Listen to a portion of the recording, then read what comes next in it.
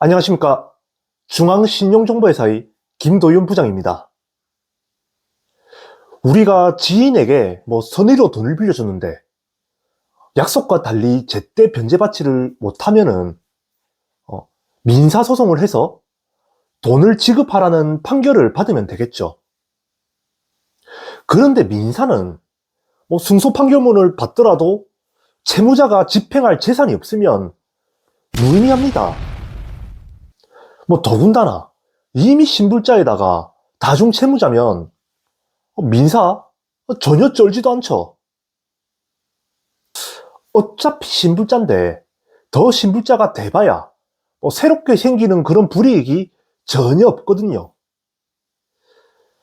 그래서 대한민국에서 이제 민사소송을 해서 승소하더라도 다 부질없다, 이런 말이 나온 게 아마 제가 방금 말한 그 상황을 뜻하는 걸 겁니다. 그래서 제가 재산 없는 채무자, 본인 명의로는 아무것도 없는 그런 채무자에게 어떻게 하면 변제 압박을 확실하게 줄 수 있는지 그 구체적인 방법을 알려드릴 건데요. 제가 오늘 말씀드리는 요 세 가지, 이 세 가지가 정확하게 동시에 들어가면은 더 이상 채무자 입에서 돈 없다, 배째라 이러면서 연락이 두절되는 그런 일은 절대 없을 거라 제가 확신을 합니다. 암만 재산이 없어도 무조건 연락할 겁니다. 바로 시작하겠습니다.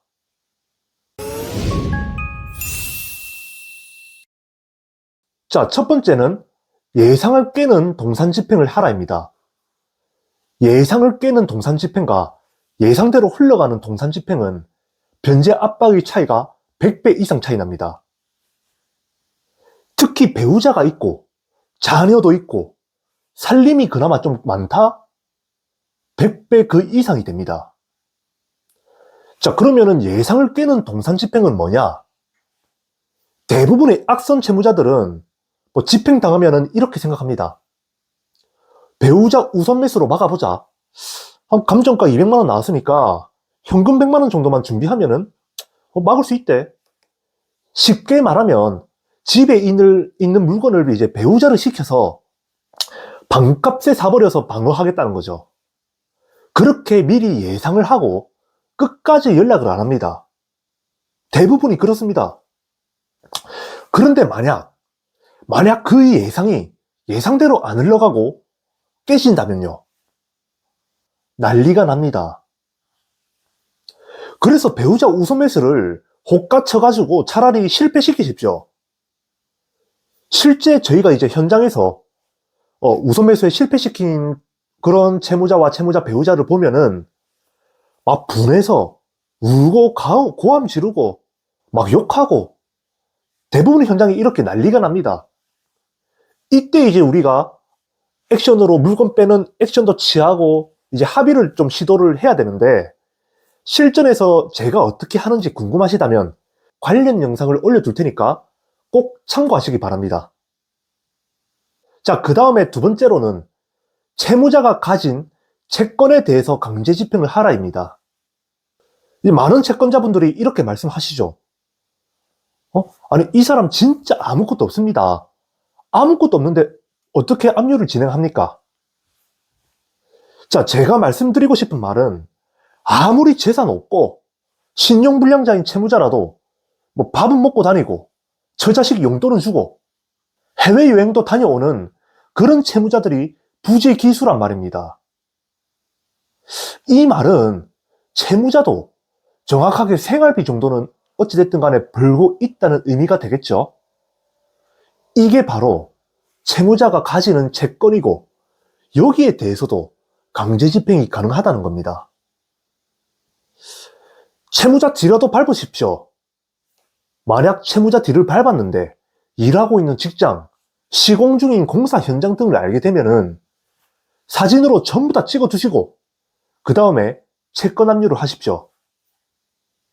만약에 일하고 있는 직장을 파악했다고 하면은 급여와 퇴직금 채권이 되겠고, 현장이나 사업장이 있다고 하면은 공사 대금 채권, 물품 대금 채권이 되겠죠.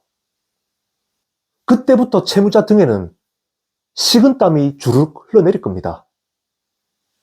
여태껏 이제 친하게 지내왔던 거래처, 회사 사람들이 하나 둘씩 일을 같이 하지 않으려 할 거고, 소득 활동이 중단될 수 있겠죠.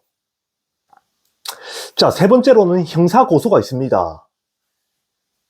형사고소의 목적은 이제 이 사기꾼, 이 채무자 사기꾼을 처벌하기 위한 것이지 금전을 받기 위함은 아니죠. 하지만 그와는 별도로 형사권은 우리 신체의 자유와 직결이 되어 있습니다. 요게 핵심이에요. 여러분들께서 형사고소를 잘 준비해가지고 구공판만 잡혀도, 날짜만 잡혀도 대부분 연락이 다 옵니다. 실제로요. 뭐 구구절절 변명을 늘어놓든 합의 요청을 하든 화를 내든 앞전에처럼 이제 막무가내로 배째라는 태도가 바뀌어 있고 어느 정도는 착해져 있는 경우가 많죠. 이제 법정 구속 세팅이 맞춰지니까 심리적으로 불안과 갈등이 계속 일어나는 겁니다. 내가 미안하다, 뭐 죽을 죄를 지었다, 공증이라도 내가 쓸 테니까 합의서 한번 먼저 좀 달라. 무조건 돈부터 다 받으시고 그 다음에 처벌불원서 합의서 작성해 주세요. 돈 안 받고 먼저 합의서부터 제출했다가 재판 끝나고 나서 다시 잠적하는 경우가 정말 많습니다.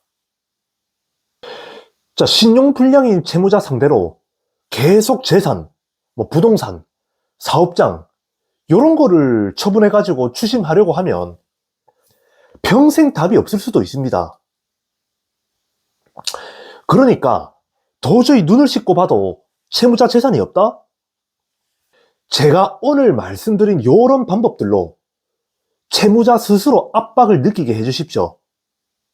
그리고 다시 협상을 하는 겁니다. 이 모든 걸 잘하기 위해서는 충분한 증거 확보와 채무자 추적이 가장 중요하죠.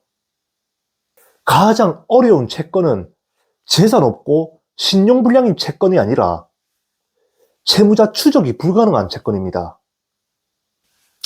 자, 다음 영상에서는 제가 형사고소로 어떻게 채무자를 압박을 해서 변제를 받을 수 있는지 그 부분에 대해서 제가 자세하게 말씀드리겠습니다.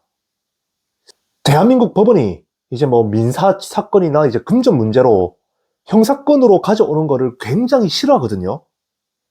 그래서 여러분들께서 그냥 내가 이 사람한테 돈을 빌려줬는데 제때 변제받지 못했다고 사기죄 고소를 하시면 99% 불송치가 날 겁니다.